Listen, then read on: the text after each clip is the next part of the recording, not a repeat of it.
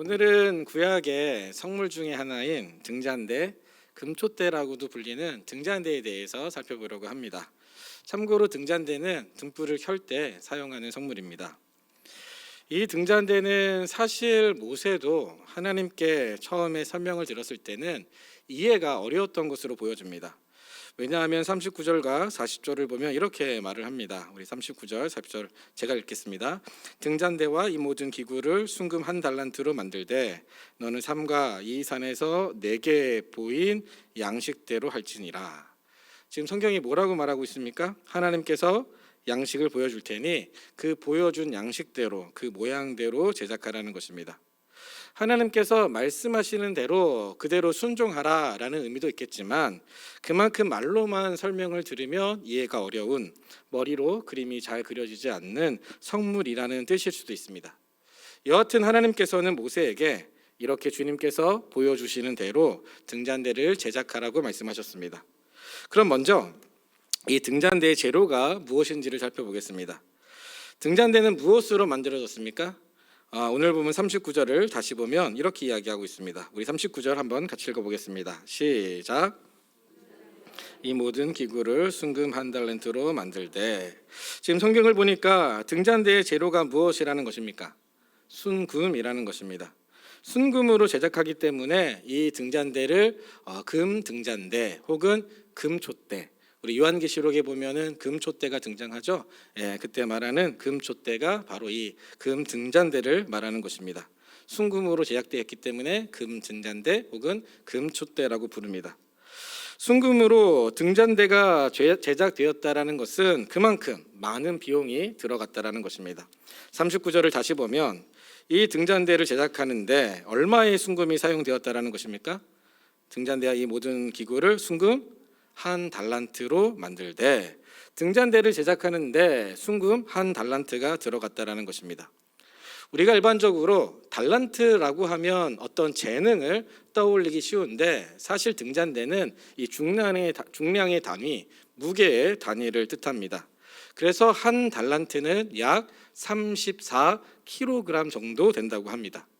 그러니까 등잔대를 제작하는데 순금 약 34kg 정도가 소요된 것입니다. 우리나라 초등학교 3학년 남자아이의 평균 몸무게가 제가 찾아보니까 약 35kg 정도 된다고 하더라고요. 그러니까 등잔대를 제작하는데 초등학교 남자 3학년 정도의 무게가 소요되는 것입니다. 생각보다 많은 양의 금이 들어가는 것입니다. 그리고 이것을 오늘 값으로 지금 현재의 값으로 환산을 해보면 얼마가 될까라고 계산해 보니까 요즘 금값이 제가 아침에 찾아보니까 한 돈에 얼마인지 아시나요? 50만 원. 네. 한 돈에 오늘 아침 시세가 49만 원이었습니다. 그러니까 50만 원 정도 되겠죠? 그래서 한 달란트를 계산해 보면 약 34kg 곱하기 1g이 한 13만 원 정도 하더라고요. 대충 계산해 보면 약 44억 정도의 돈이 들어갑니다. 그러니까 등잔대를 하나 만드는데 오늘날 돈으로 따지면 약 44억의 비용이 들어간 것입니다. 생각보다 엄청 비싼 거죠. 그럼 이렇게 비싼 등잔대의 크기는 어떻게 됩니까? 사실 성경에는 구체적으로 등잔대의 크기가 나와 있지 않습니다. 그래서 등잔대의 정확한 크기는 우리가 알 수가 없습니다. 다만 유대 전승에 따르면 그 크기가 약 3규빗 정도 된다고 합니다. 우리 1규빗은 성인의 손가락 끝부터 팔꿈치까지의 길이로 대략 45에서 50cm 정도 합니다. 그래서 이 등잔대의 크기를 우리가 이해하기 쉬운, 오늘날 우리가 이해하기 쉬운 센티미터로 환산해 보면 대략 150cm 정도 됩니다. 우리나라 여성의 30대 여성의 평균 키가 또 오늘 찾아보니까 한 162 정도 된다고 하더라고요. 그러니까 그것보다는 좀 작지만 이 등잔대의 크기가 대략 30대 여성 정도의 키 정도의 크기라고 합니다. 생각보다 이것도 큰 거죠. 물론 정확하진 않습니다. 그냥 추정일 뿐입니다. 그렇다면 등잔대의 모양은 어떻게 됩니까? 성경을 쭉 읽어보시면 아시겠지만 나무 줄기와 나무와 가지의 모양입니다. 나무와 가지의 모양이고 거기에 살구꽃 형상의 잔과 꽃받침과 꽃이 연결되어 있습니다. 이렇게 말로만 들으면 이해하기가 어려워서 그래서 그림을 준비했습니다. 띄워주시겠습니까? 이게 바로 등잔대입니다. 예. 물론 여러 번 말씀드리지만 이 등잔대의 모양이 모세 때에 만든 등잔대 모양과 100% 일치하느냐? 그렇지는 않습니다. 남아있는 실물 자료가 없기 때문에 학자들이 유대 문헌과 성경을 참고해서 이렇게 생기지 않았을까라고 추정할 뿐입니다. 그래서 여러 자료들을 비교해 보면 자료들마다 그림이 조금씩, 등잔대의 모양이 조금씩 다른 것을 확인할 수가 있습니다. 그래도 글로만 보는 것보다 이렇게 그림으로 한번 보면 이해가 쉬워서 준비했습니다. 등잔대 그림을 다시 보면 이 모양이 나무 줄기와 가지 모양입니다. 가운데가 나무고요. 나무 줄기고 옆으로 가지가 쭉쭉쭉 뻗어 있는 것입니다. 나무와 가지의 모양이고, 이 그림상으로는 잘 보이지 않지만 중간중간에 살구꽃 형상의 잔과 꽃받침과 꽃이 연결되어 있습니다. 그리고 이 등잔대는 무엇으로 만들어졌다고요?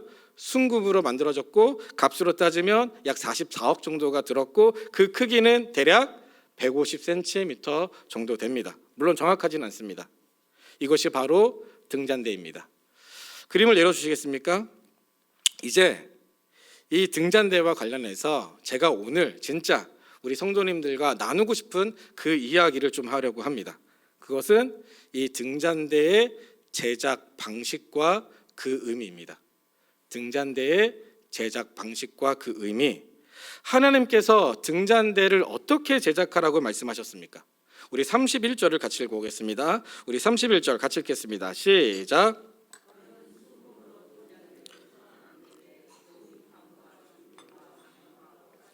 꽃을 한 덩이로 연결하고, 우리 36절도 한번 같이 읽어보겠습니다. 36절 같이 읽겠습니다. 시작. 그 꽃받침과 가지를 연결하여 전부를 순금으로 쳐 만들고. 지금 성경에 보니까 등잔대를 어떻게 제작하라는 것입니까? 31절을 다시 보면, 31절을 보면 지금 너는 순금을 쳐서 순금을 쳐서 밑판과 줄기와 잔과 꽃받침과 꽃을 다 한 덩이로 하나로 연결하라는 것입니다. 36절도 마찬가지입니다. 36절을 한번 보면은 그 꽃받침과 가지를 줄기와 연결하여 전부를 순금으로 쳐 만들고, 지금 여기 31절, 36절 모두 치다라는 단어가 등장하는데, 이 단어는 망치로 쳐서 제작할 때 쓰는 단어입니다. 즉 망치로 순금을 쳐서 다 하나로 연결되도록 등잔대를 제작하라는 것입니다. 레고 블럭처럼 이렇게 붙여서 등잔대를 조립하는 것이 아니라 순금을 쳐서 하나로 연결되도록 만들라라는 것입니다. 이 하나로 연결되도록 제작한다라는 것이 의미가 큽니다. 왜냐하면 이것은 하나님과 하나님과 인간, 피조물과의 관계를 보여주기 때문입니다. 더 나아가 하나님과 교회의 관계를 보여주기 때문입니다.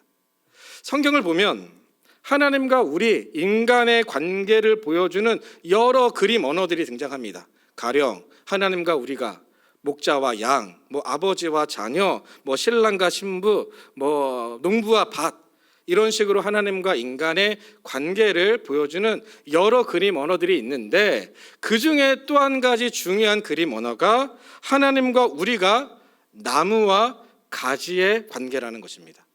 하나님과 우리가 나무와 가지의 관계. 등잔대가 바로 이것을 보여주는 것입니다. 등잔대의 모양이 무엇이라고 말씀드렸습니까? 나무와 가지입니다. 등잔대의 모양이 나무와 가지인 것처럼, 그리고 그 모든 것을 쳐서 하나로 제작되어 하나로 연결되어 제작하게 한 것처럼, 하나님과 우리의 관계가 하나로 연결된 나무와 가지의 관계라는 것입니다. 이것은 바꾸어 말하면 가지가 나무에 붙어 있을 때만, 나무에 연결되어 있을 때만 생명을 유지할 수 있는 것처럼, 우리 역시 하나님께 연결되어 있을 때, 하나님께 붙어 있을 때 생명의 삶을 살 수 있다는 것입니다. 다시 말해 인간은 절대 하나님을 떠나서는 살 수 없는 존재라는 것입니다. 우리의 생명이 다 하나님께 있다는 것입니다. 이런 사실을 아주 잘 보여주는 성경 구절이 있습니다. 우리 요한복음 15장 4절부터 5절의 말씀을 우리 한 목소리로 같이 읽어보겠습니다. 요한복음 15장 4절부터 5절입니다. 같이 읽겠습니다. 시작. 내 안에 거하라. 나도 너희 안에 열매를 맺을 수 없음 같이 너희도 내 안에 있지 아니하면 그러하리라. 나는 포도나무요 너희는 가지라. 그가 내 안에 내가 그 안에 거하면 사람이 열매를 많이 맺나니 나를 떠나서는 너희가 아무것도 할 수 없음이라. 아멘. 지금 성경이 뭐라고 이야기하고 있습니까? 5절을 다시 보면 예수님께서는 포도나무이고 우리는 가지라는 것입니다. 가지가 나무에 붙어 있지 않으면 열매를 맺지 못하는 것처럼 우리가 예수님이라는 포도나무에 붙어 있지 않으면 아무것도 할 수 없다라는 것입니다. 우리에게 생명이 없다라는 것입니다. 성경에서 이 붙어 있다, 연결되어 있다라는 것이 신학적으로 굉장히 중요한 의미가 있습니다. 창세기를 보면 인간은 누구의 형상으로 창조되었다고 이야기하고 있습니까? 하나님의 형상으로 창조되었다고 말하고 있습니다. 그렇다면 인간이 하나님의 형상으로 창조되었다라는 것이 어떤 의미입니까? 여러 가지가 있겠지만 그 중에 중요한 그 개념이 하나님께서 인간을 인격적인 존재로 창조하셨다라는 것입니다. 하나님께서 인간을 인격적인 존재로 창조하셨다. 저를 한 번만 따라해 보시겠습니까? 하나님께서 인간을 인격적인 존재로 창조하셨다. 여기 인격적인 존재라는 것이 모호할 수 있는데 여기서 중요한 개념이 관계성입니다. 관계. 그러니까 하나님께서 인간을 하나님의 형상으로 창조하셨다라는 것은 하나님께서 인간을 하나님과 특별한 관계, 하나님과 관계를 맺을 수 있는 존재로 창조하셨다라는 것입니다. 하나님과 친밀하고 독점적이고 올바르고 사랑의 관계를 맺을 수 있는 존재로, 그 인격적인 존재로, 그 관계적인 존재로 하나님께서 인간을 창조하셨다라는 것입니다. 이 말은 바꿔 말하면 하나님과 인간이 연결된 존재로 창조되었다라는 것입니다. 여기서 연결되다라는 것이 굉장히 중요한 의미가 있습니다. 전에도 말씀드렸지만 앞으로도 계속 말씀을 드릴 겁니다. 그만큼 굉장히 중요한데, 관계를 맺는다라는 것은 연결되어 있다라는 것인데, 이 말은 유한한 인간이 무한한 하나님의 자원과 생명과 하나님의 것을 공급받는다라는 것입니다. 다시 한번요, 관계를 맺는다라는 것은 연결되어 있다라는 것인데, 이 말은 유한한 인간이 무한한 하나님의 자원, 생명, 하나님의 것을 공급받는다라는 것입니다. 하나님은 어떤 분이십니까? 하나님은 누구이시죠? 하나님은 무한하신 분이십니다. 하나님의 지혜도, 하나님의 사랑도, 하나님의 능력도 무한하십니다. 반면에 인간은 어떤 존재입니까? 인간은 유한한 존재입니다. 인간의 지혜도, 인간의 사랑도, 인간의 능력도 유한합니다. 제한되어 있고 한계를 가지고 있고 불완전합니다. 그런데 하나님과 인간이 연결되어 있다라는 것은, 관계를 맺고 있다라는 것은 인간이 비록 유한한 존재이지만 하나님과 연결됨으로 하나님의 그 무한한 자원을, 그 생명을 공급받아서 영생의 삶, 영원한 생명의 삶을 살 수 있게 되었다라는 것입니다. 마치 이렇게 손과 손이 맞잡아 연결되어 있는 것처럼 하나님과 친밀한 관계에 있는 인간은 비록 유한한 존재로 창조되었지만 하나님과 연결됨으로 그 하나님의 풍성한 자원을 공급받아서 영생의 삶, 영원한 생명의 삶을 누릴 수 있게 되었다라는 것입니다. 피조물인 인간을 하나님의 그 신적인 삶에 초청해 주시고 초대해 주셨다라는 것입니다. 감히 피조물이 하나님으로 인하여서 하나님의 그 풍성한 은혜를 누리며 살 수 있게 되었다라는 것입니다. 이것이 얼마나 큰 은혜인지 모릅니다. 그런데 어떤 일이 벌어졌습니까? 우리가 잘 아는 것처럼 인간이 하나님의 말씀에 불순종함으로 세상에 무엇이 들어왔습니까? 죄가 들어왔습니다. 이 죄는 하나님과 인간의 관계를 파괴시켰습니다. 모든 연결을 끊어버렸습니다. 그 결과 무서운 일이 벌어졌습니다. 인간은 더 이상 하나님으로부터 어떠한 공급도 받을 수 없게 되었기 때문에 무슨 존재가 되었습니까? 죄의 싹은 사망이요. 인간은 그 죄로 말미암아 사망한 존재, 죽음의 존재가 되었습니다. 살아있는 것처럼 보이지만 실상은 죽은 존재라는 것입니다. 마치 꽃집에서 사온 꽃처럼, 이 밑둥이 잘린 생화처럼 살아있는 것, 겉으로 볼 때는 살아있는 것처럼 보이지만 실상은 죽은 것처럼, 인간 역시 살아있는 것처럼 보이지만 실상은 죽은 존재라는 것입니다. 영적인 눈, 믿음의 눈, 하나님의 시선으로 보면 모두가 다 사망한 존재라는 것입니다. 우리 옆 사람 보면서 한번 이렇게 이야기해 보면 좋을 것 같습니다. 사망하셨네요. 네, 사망하셨네요. 네. 포도나무와 가지의 비유가 우리가 지금 살펴보고 있는 이 등잔대의 모양과 제작 방식이 이것을 보여주는 것입니다. 인간은 절대 하나님을 떠나서는 살 수가 없다. 다시 말해 인간은 다시 하나님께 접붙임 바 되었을 때 비로소 영생의 삶, 풍성한 삶을 누리며 살아갈 수 있다는 것입니다. 한 번만 더 저를 따라해 보시겠습니까? 인간은 절대 하나님을 떠나서는 살 수가 없다. 그렇다면 이제 중요한 질문이 하나 생깁니다. 그럼 이제 우리는 어떻게 해야 하느냐 하는 것입니다. 우리가 다시 어떻게 해야 하나님께 접붙임 받을 수 있느냐, 어떻게 해야 다시 하나님과 관계를 맺으며 하나님과 연결될 수 있느냐 하는 것입니다. 이것과 관련해서 매우 중요한 성경 구절이 있습니다. 우리 로마서 6장 23절의 말씀 한번 같이 읽어보겠습니다. 로마서 6장 23절입니다. 한번 같이 읽겠습니다. 시작. 지금 성경이 죄의 대가, 죄의 싹, 죄의 결과가 무엇이라는 것입니까? 사망이라는 것입니다. 왜 사망인지는 앞서서 충분히 설명을 드렸습니다. 그런데 흥미로운 것은 그 다음인데, 바울은 우리가 사망한 존재라고 이야기하는 동시에 굉장히 놀라운 소식을 한 가지 더 전해주고 있습니다. 우리 로마서 6장 23절을 다시 한번 전체 풀 텍스트로 한번 읽어보도록 하겠습니다. 같이 읽겠습니다. 시작. 죄의 싹은 사망이요 하나님의 은사는 그리스도 예수 우리 주 안에 있는 영생이니라. 지금 바울이 뭐라고 말하고 있습니까? 하나님의 은사가 있다라는 것입니다. 하나님의 은사, 여기서 은사는 선물이라고도 번역할 수 있습니다. 선물. 그러니까 다시 말해 하나님께서 우리에게 주신 하나님의 선물이 있다라는 것입니다. 그런데 그 선물이 무엇이라는 것입니까? 23절을 다시 보면 그 선물이 무엇입니까? 영생, 영원한 생명이라는 것입니다. 이것이 놀라운 소식입니다. 우리는 죽음의 존재, 사망한 존재였는데 하나님께서 그런 우리를 불쌍히 여겨주셔서 영생이라는, 영원한 생명이라는 것을 선물로 주셨다라는 것입니다. 하나님 보시기에 이쁜 구석이 하나도 없는데, 여전히 죄인이고 여전히 원수였는데, 사랑받을 만한, 선물 받을 만한 아무런 자격도 안 되는데 하나님께서 그런 우리에게 영원한 생명을 선물로 주셨다라는 것입니다. 얼마나 놀라운 은혜인지 모릅니다. 거저 주신 사랑, 일방적인 사랑, 한없는 국리를 이겨주시는 그 하나님의 사랑, 그런 은혜와 사랑을 저와 여러분이 받았다라는 것입니다. 그런데 이 영생에는, 이 영원한 생명을 누리는 선물에는 하나의 조건이 붙어 있습니다. 우리 로마서 6장 23절 한번 다시 한번 보도록 하겠습니다. 6장 23절입니다. 하나님의 은사는 그리스도 예수 우리 주 안에 있는 영생이니라. 그리스도 예수 우리 주 안에 있는 영생이라는 것입니다.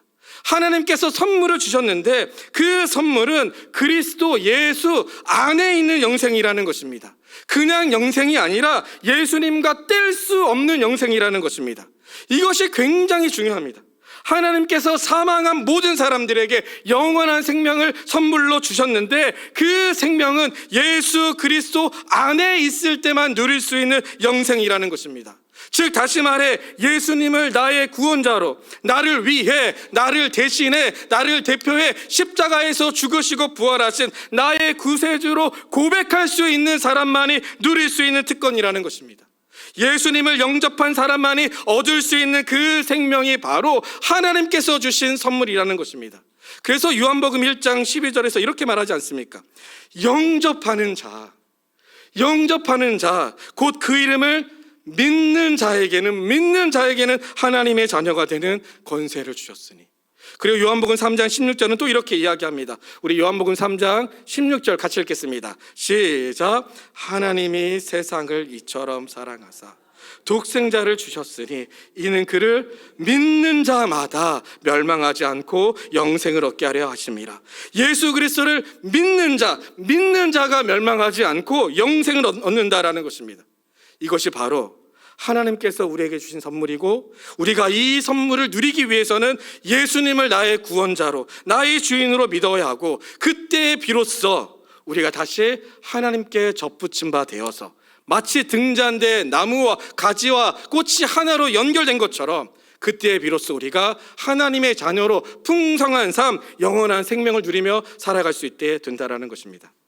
그리고 더불어서 교회도 마찬가지입니다.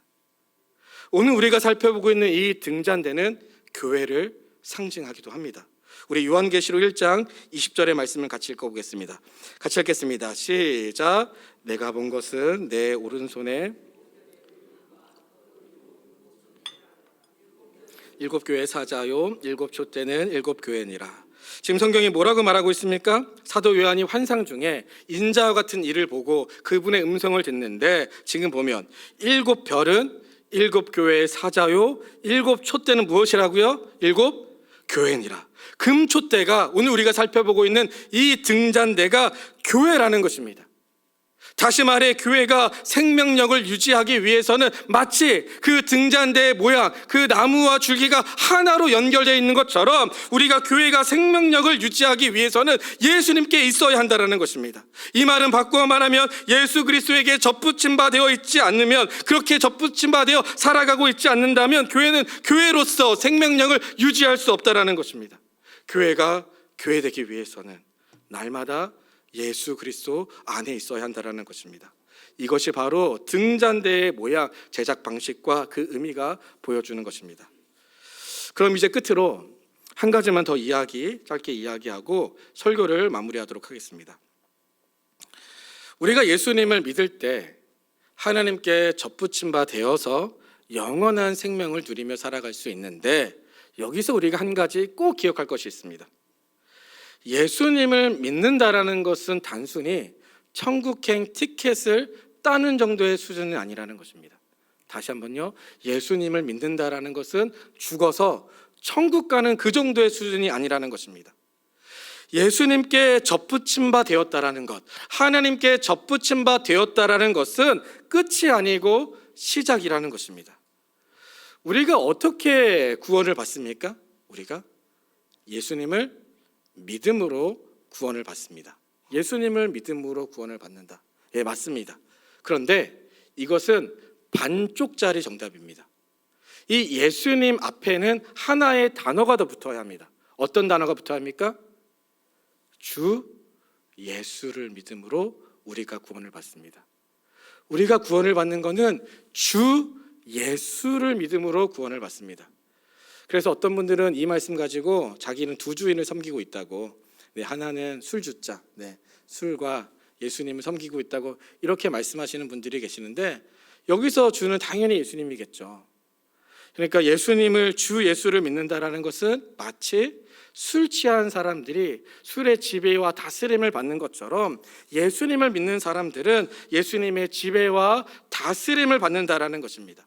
즉 우리의 모든 삶의 영역 속에서 예수님의 주되심을 인정하고 예수님의 그 가르침과 성품을 우리의 삶에 담아내면서 그 성령의 열매를, 하나님 사랑과 이웃 사랑을 실천하며 살아가는 것이 주 예수를 믿음으로 구원을 받는다라는 뜻입니다. 그래서 스캇 맥라이트라는 교수님께서 자신의 책에서, 예수 왕의 복음이라는 자신의 책에서 이런 말을 했습니다. 한번 띄워주시겠습니까? 우리를 구원으로 인도하지 못하는 복음은 진정한 복음이 아니다. 그렇죠. 구원으로 인도하지 못하는 복음은 복음이 아닌 거죠. 우리를 구원으로 인도하지 못하는 복음은 진정한 복음이 아니다. 하지만 복음이 구원의 문제로만 축소된다면 그건 역시 복음이 아니다. 성경은 단순히 개인적 죄사함으로 축소되는 죄 관리의 복음을 복음이라고 말하지 않는다. 복음이란 예수 그리스도가 메시아이시며 주님이시고 구원자인 동시에 진정한 통치자 왕이라는 사실이다.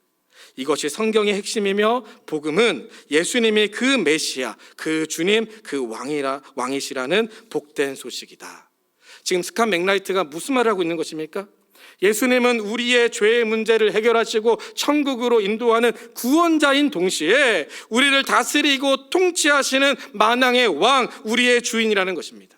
하나님께서는 우리가 우리의 삶의 모든 영역 속에서 예수님을 왕으로 모시고 그분의 통치를 받으면서 그분의 백성답게 살아가기를 원하십니다.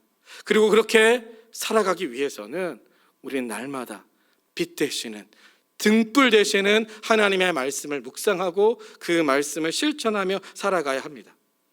칠흑같이 어두운 성소 안을 이 등잔대의 등불이 밝히 비치며 그 길을 안내하고 인도한 것처럼 등불 되시는 하나님의 말씀이 주의 백성들로 하여금 이 어두운 세상 속에서 어떻게 살아가야 할지, 무엇이 하나님의 뜻인지를 분명히 보여주고 안내하고 인도해 준다라는 것입니다. 그래서 시편 119편 105절의 말씀은 이렇게 우리에게 선포하고 있지 않습니까? 주의 말씀은 내 발의 등이요 내 길에 빛이시니라. 그리고 시편 1편 1, 2절은 이렇게 또 우리에게 말하고 있지 않습니까? 우리 한번 같이 읽겠습니다. 시작.